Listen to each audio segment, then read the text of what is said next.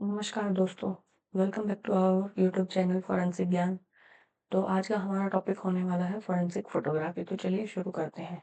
दोस्तों, forensic science में एक ऐसी चीज़ है जो बिना बोले सब कुछ सच बता देती है, जो कोर्ट में इन्वेस्टिगेटर की मेमोरी से ज़्यादा पावरफुल होती है और जो क्राइम सीन को हमेशा के लिए फ्रीज कर देती है।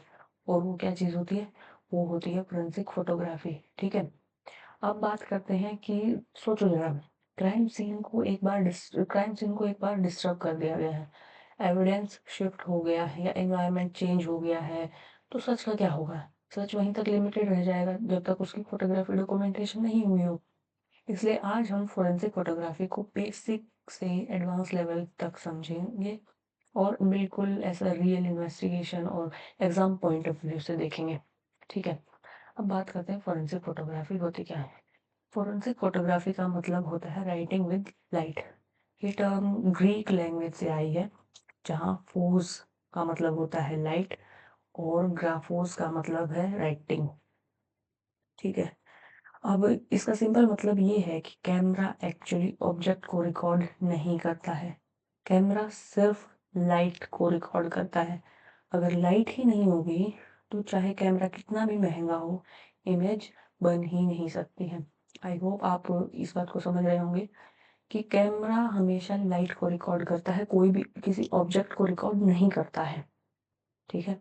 अब एग्जांपल्स देखते हैं। अगर आप एक अंधेरे कमरे में खड़े हो और कैमरे से फोटो लेने की कोशिश करो तो फोटो ब्लैक आएगी क्योंकि लाइट ही अवेलेबल नहीं है ना। लेकिन जैसे ही लाइट ऑब्जेक्ट पर पड़ती है, वो रिफ्लेक्ट होती है, लेंस के थ्रू सेंसर या फिल्म तक पहुंचती है और वहां इमेज फॉर्म होती है। इसलिए फोरेंसिक फोटोग्राफी में लाइट सबसे ज्यादा इंपॉर्टेंट कंपोनेंट होती है। ठीक है। फोरेंसिक साइंस में फोटोग्राफी सिर्फ फोटो लेने को के लिए ही नहीं होती है, बल्कि फैक्ट्स को प्रिजर्व करने के लिए एक साइंटिफिक तरीका होता है ये, इसलिए कि फैक्ट्स को हम प्रिजर्व कर सकें। क्राइम सीन टेम्परेरी होता है लेकिन फोटोग्राफी परमानेंट होती है। ठीक है। इन्वेस्टिगेटर भूल सकता है, विटनेस कंफ्यूज हो सकते हैं, लेकिन फोटोग्राफ वही का वही रहता है।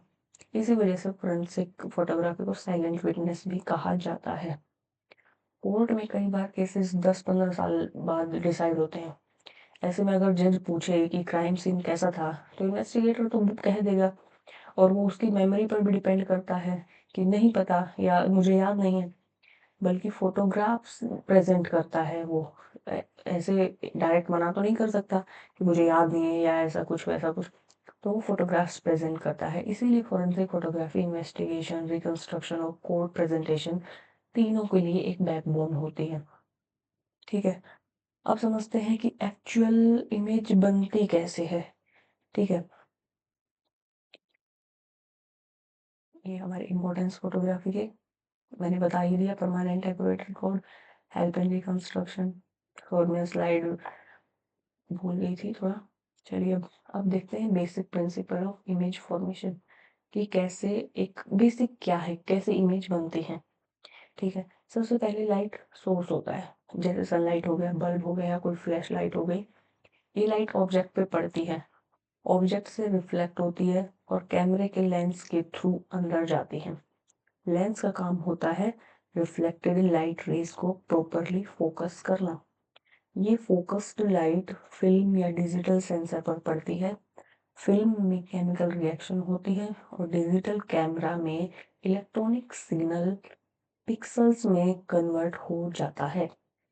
अगर फोकस गलत हो, लाइट कम हो या एक्सपोजर गलत हो, तो इमेज ब्लर या अनक्लियर हो जाती है। ठीक है।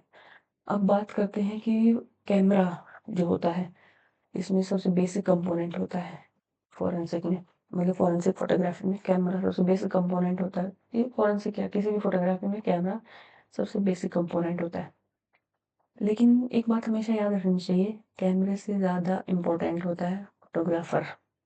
फोरेंसिक फोटोग्राफी में कैमरे का काम होता है एविडेंस को डिसोर्ट किए बिना, बिना कलर चेंज किए, बिना साइज मैनिपुलेट किए कैप्चर करना। ठीक है। अगर ब्लड स्टेन का कलर रेड की जगह ब्लैक या ब्राउन दिख रहा है, तो डिफेंस लॉयर तुरंत बोलेगा कि फोटोग्राफ रिलायबल नहीं है। ठीक है। फोरेंसिक साइंस में अलग अलग टाइप के कैमरा यूज होते हैं।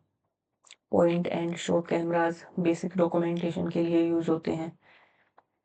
Point and shot cameras basic documentation के लिए यूज़ होते हैं। DSLR कैमराज सबसे कॉमन होते हैं क्योंकि इनमें हाई रेजोल्यूशन होता है और लेंसेज चेंज की जा सकती हैं। मीडियम फ्रंट कैमराज रेयर होते हैं लेकिन बहुत हाई डिटेल्स प्रोवाइड करते हैं। लेकिन एग्ज़ाम और प्रैक्टिकल दोनों में एक लाइन याद रखनी है हमें, कैमरा से ज़्यादा स्किल मैटर करती हैं। ठीक है, अब बात करते हैं लेंस की कि लेंस का क्या रोल होता है। ठीक है, लेंस कैमरा की आँख होती है। अगर देखा जाए तो वो आँख होती है। लेंस डिसाइड करता है कि इमेज का पर्सपेक्टिव क्या होगा, मैग्नीफिकेशन कितनी होगी और फोकस कितना शार्प होगा। क्राइम सीन छोटा हो तो वाइड एंगल लेंस यूज होता है। दूर के ऑब्जेक्ट के लिए टेलीफोटो लेंस और फिंगरप्रिंट्स, टूल मार्क्स या वूंड के लिए मैक्रो लेंस यूज होते हैं। गलत लेंस यूज करना एविडेंस की इंटरप्रिटेशन गलत हो सकती है। ठीक है, ये बात हमेशा याद रखना। अब बात करते हैं लाइट की कि लाइट कैसे इफेक्ट डालता है। ठीक है, लाइट फॉरेंसिक फोटोग्राफी का सबसे क्रिटिकल फैक्टर है। नेचुरल लाइट बेस्ट होती है लेकिन हर सिचुएशन में अवेलेबल नहीं हो सकती है ना, इसलिए आर्टिफिशियल लाइट का यूज किया जाता है। ग्लास, नाइफ या शाइनी सरफेस फोटोग्राफ करते वक्त रिफ्लेक्शन और ग्लेयर का ख्याल रखना पड़ता है वरना इंपॉर्टेंट डिटेल्स हाइड हो सकती हैं। फॉरेंसिक फोटोग्राफी में लाइट को साइंटिफिकली कंट्रोल किया जाता है। ठीक है, अब बात करते हैं एक्सपोजर एंड एक्सपोजर ट्रायंगल की। एक्सपोजर का मतलब क्या होता है? एक्सपोजर का मतलब होता है सेंसर पर कितनी लाइट पहुंच रही है। अगर ज़्यादा लाइट पहुंचती है तो इमेज ओवर एक्सपोज्ड हो जाती है और अगर कम लाइट पहुंचती है तो इमेज अंडर एक्सपोज्ड हो जाती है। एक्सपोजर 3 चीज़ों से कंट्रोल होता है, aperture, shutter speed, shutter speed और आईएसओ। ठीक है, इन तीनों को मिलकर एक्सपोजर ट्रायंगल बोलते हैं। ठीक है, अब बात करते हैं एपरेचर की। एपरेचर क्या होता है? एपरेचर लेंस को वो ओपनिंग एपरेचर इसकी लेंस की वो ओपनिंग होता है जो लाइट की अमाउंट को कंट्रोल करता है। वाइड एपरेचर का मतलब है ज़्यादा light and shallow depth of field और नैरो एपरेचर का मतलब होता है कम लाइट और deep depth of field. Forensic photography में ज़्यादातर नैरो एपरेचर का यूज़ किया जाता है ताकि पूरा एविडेंस शार्प फोकस में आए। अब बात करते हैं शटर स्पीड की। ठीक है, शटर स्पीड ये डिसाइड करता है कि लाइट कितनी देर तक सेंसर पर पड़ेगी। फास्ट शटर स्पीड मोशन को फ्रीज कर देती है जबकि slow shutter speed motion blur create करती है। रनिंग सस्पेक्ट या मूविंग ऑब्जेक्ट के लिए फास्ट शटर और स्किड मार्क्स और या एक्सीडेंट रिकंस्ट्रक्शन के लिए स्लो शटर यूजफुल होती है। अब बात करते हैं डेप्थ ऑफ फील्ड की। डेप्थ ऑफ फील्ड का मतलब होता है फोटो में कितना एरिया क्लियर फोकस में है। अगर सिर्फ एक चीज शार्प है तो शैलो डेप्थ ऑफ फील्ड और अगर पूरा सीन शार्प है तो deep depth of field. Crime scene documentation के लिए deep depth of field prefer की जाती है। ठीक है, अब आता है हमारा कन्वेंशनल फोटोग्राफी। कन्वेंशनल फोटोग्राफी में फिल्म यूज होती थी जो सिल्वर हैलाइड क्रिस्टल से कोटेड होती थी। ठीक है, लाइट पड़ने पर केमिकल रिएक्शन होती थी और लेटेंट इमेज बनती थी। ठीक है, आज भी कोर्ट में फिल्म फोटोग्राफी को ज़्यादा रिलायबल माना जाता है क्योंकि मैनिपुलेशन मुश्किल होती है इसमें। अब आता है हमारे पास फिल्टर्स कि फिल्टर्स कैसे क्या यूज होते हैं। फिल्टर जो होते हैं वो अनवांटेड वेवलेंथ को ब्लॉक कर देते हैं और स्पेशल डिटेल्स रिवील करते हैं। UV photography ultraviolet light use करती हैं जैसे सीमन, सलाइवा, ब्रूइज जैसे एविडेंसेस फ्लोरेसेंस के थ्रू दिख जाते हैं। इंफ्रारेड फोटोग्राफी 700 नैनोमीटर से ऊपर की वेवलेंथ यूज करती है। ठीक है, और क्वेश्चन डॉक्यूमेंट में इंक डिफरेंशिएशन के लिए बहुत ही ज़्यादा यूजफुल होती है ये इंफ्रारेड फोटोग्राफी। ठीक है, इंफ्रारेड, हाँ। अब बात करते हैं कि ये मैंने आपको बता ही दिया। अब बात करते हैं एरियल फोटोग्राफी की। एरियल फोटोग्राफी क्या होती है? एरियल फोटोग्राफी ड्रोन, हेलीकॉप्टर या सैटेलाइट के थ्रू की जाती है और लार्ज क्राइम सीन जैसे मास डिजास्टर या फॉरेस्ट क्राइम के लिए यूज होती है। अंडर वाटर फोटोग्राफी पानी के अंदर से एविडेंस डॉक्यूमेंट करने के लिए यूज होती है और इसमें वाटरप्रूफ कैमरास और स्पेशल लाइटिंग की जरूरत पड़ती है। ठीक है, ये अंडर अंडर वाटर फोटोग्राफी है। ठीक है, इसमें अंडर वाटर फोटोग्राफी में mainly fast shutter speed recommend की जाती है। अब बात करते हैं मैक्रो फोटोग्राफी की। मैक्रो फोटोग्राफी में क्या होता है कि मैक्रो फोटोग्राफी लाइफ साइज या उससे ज़्यादा मैग्निफिकेशन प्रोवाइड करती है और fingerprints, tool marks, bite marks जैसे एविडेंसेस के लिए यूज होती है। ठीक है, इसकी मैग्निफिकेशन रेंज इतनी होती है 1:1 to 5 वो 500x। ओके, 500 नहीं, सॉरी, ओनली 50x। अब इसके बाद बात करते हैं photo micrography. Photo micrography microscope के थ्रू की जाती है और हेयर, फाइबर, पोलन ग्रेन्स जैसे ट्रेस एविडेंसेस के लिए ये बहुत ज़्यादा इंपॉर्टेंट होती है। इसका जो मैग्निफिकेशन है वो ग्रेटर देन 50x होता है। ठीक है, देखिए, ग्रेटर देन 50x। इसमें जो माइक्रोस्कोप है वो कैमरे के साथ अटैच रहता है, तब यूज करते हैं। मेनली हम जो लैब में एग्जामिनेशन करते हैं उसमें ये फोटो माइक्रोग्राफी बहुत यूज होती है। अब बात करते हैं crime scene photography. Crime scene photography हमेशा एक फिक्स्ड सीक्वेंस में होती है।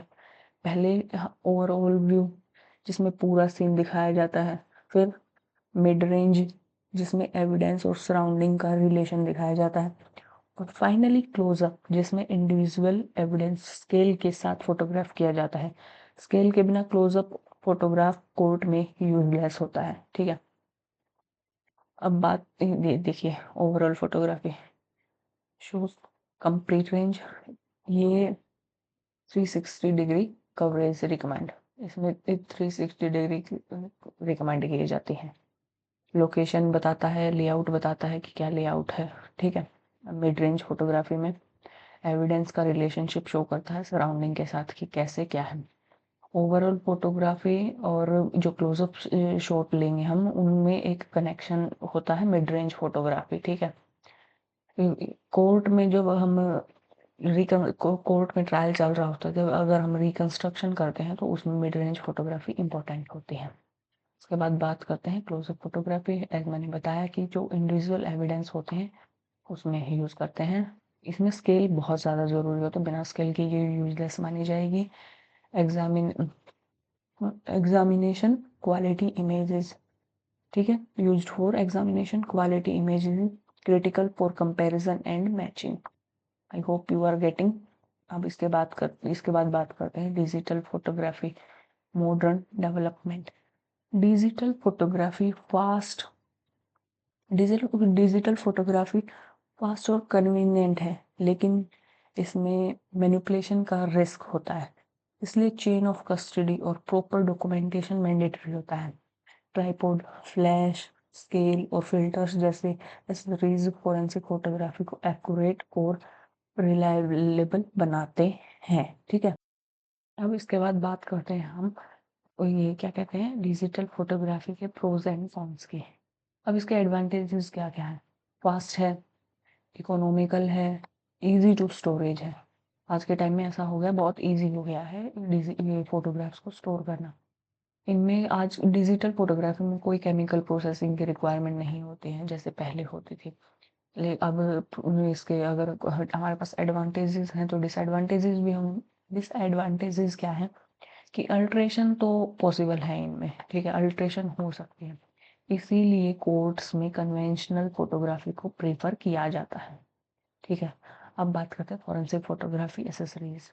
जैसा मैंने अभी बताया, ट्राईपोड्स हो गए, एक्सटर्नल फ्लैश यूनिट हो गए, मॉनिटर्स हो गए। मॉनिटर्स वो होते हैं जिन पे हम इमेज को एनालाइज करते हैं कि हाँ कैसे इमेज आई है। फ्लैश लाइट, जहाँ पे लो लाइट कंडीशंस होती हैं वहाँ पे हम एक्सटर्नल लाइट सोर्स से लाइट प्रोवाइड करते हैं फॉर बेटर रिजल्ट। ट्राइपॉड क्या होता है? Stability and show slow shutter photography stability देता है, ठीक है। अब कंक्लूजन क्या निकला हमारा? Forensic photography is a scientific documentation tool. Obviously हम डॉक्यूमेंटेशन में ही यूज करते हैं फोरेंसिक फोटोग्राफी को। अगर ये नहीं होती तो जो केस लंबे चल रहे हैं उनको हम कैसे याद कर पाएंगे? तो ये डॉक्यूमेंटेशन में बहुत ज़्यादा हेल्पफुल है। Accuracy directly affects justice delivery. जितनी ज़्यादा ये फोटोग्राफर एक्यूरेट होंगे उतना अच्छा जस्टिस मिलेगा ना। अगर मान लो कि ये अल्टर हो गई है और पता चल गया है हम लोगों को, तो ऑब्वियसली जज रिजेक्ट कर देगा कि ये माने नहीं है इसमें कोर्ट में। और हमारी अपोजिशन पार्टी भी ये बोल देगी कि ये तो अल्टर हो चुके हैं, कैसे हम इनको ऐसे एविडेंस यूज कर सकते हैं। अब इस फोरेंसिक फोटोग्राफी के लिए हमें टेक्निकल नॉलेज बहुत ज़्यादा ज़रूरी है। कोई भी ऐसे फोटोग्राफ नहीं ले सकता, टेक्निकल नॉलेज बहुत ज़रूरी है। और जो फोटोग्राफ ले रहा है एक उसकी इथिकल रिस्पॉन्सिबिलिटी भी बनती है कि वो अनबायस्ड रहे। ये नहीं है कि हाँ उसको लग रहा है ऐसा हो सकता है तो वो ऐसा मतलब उसी हिसाब से फोटोग्राफ करे, नहीं। एक इथिकल रिस्पॉन्सिबिलिटी होती है। ओके। तो आप लोगों को अगर ये लेक्चर यूजफुल लगा हो तो वीडियो को लाइक करिए, चैनल को सब्सक्राइब करिए और कमेंट में लिखिए forensic photography complete. Okay students, bye, thank you. अगले लेक्चर में मिलते हैं।